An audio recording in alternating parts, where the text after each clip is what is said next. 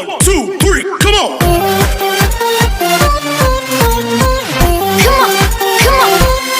Kumusta mga ka-Ipon? This is Rio again and welcome back to my YouTube channel! Kung bago ka pa lang sa channel ko, please consider subscribing. Pakihit mo na rin po ang notification bell para ma-notified ka sa mga videos ko na pwede nating pagkakitaan online.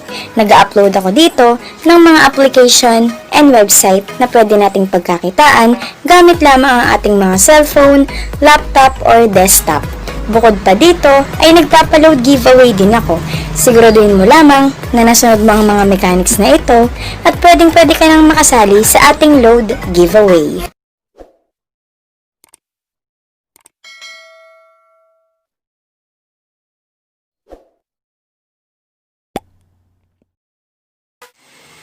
Tignan nyo na lamang po sa description box below yung mechanics po para po dito sa ating 100 pesos giveaway sponsored by Abby's Everyday.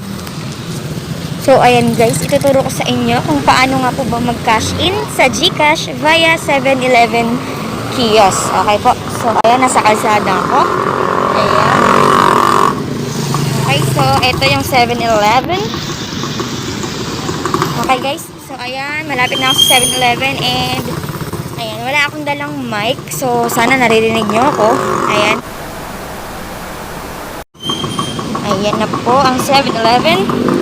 Open 24/7. Alright. Ayan guys, so ayan, kita nyo naman, mga ganyang guhit, 7-Eleven. Okay, so magka-cash in na tayo guys. Wait lang, papasok na ako. So guys, eto nga yung click sa 7-Eleven kiosk. So i-click nyo lamang po dito yung e-money.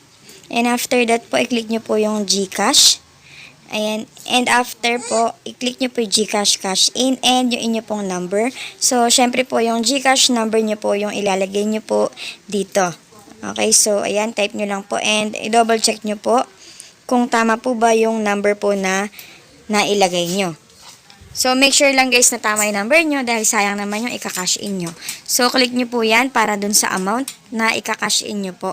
Okay, so as you can see, wala po siyang service charge. Ayan, and i-click nyo po itong next. Ayan, so, hintayin nyo lang po ma-process. Ayan, double check nyo po. Ayan, and next po ulit. So, ayan, double check lang po natin and hintayin pong ma-process.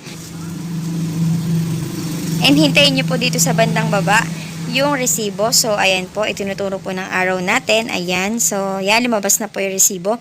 And kunin nyo, yan po yung dadalhin natin sa counter para po bayaran natin. So, ayan, i-scan po ng cashier and, ayan, magbabayad po tayo ng amount kung magkano nga po ba yung kinash in natin. So, yan guys, pagka nag-cash in kayo guys, and once nga po na na-scan na siya and nabayaran nyo na nga po, ay immediately po ay papasok na po yan sa inyo pong account. So, ito po yung text sa akin na naka-receive na nga po ako ng 600 Gcash from 7-Eleven kiosk. Ayan, so may transaction number din po. So, yan po.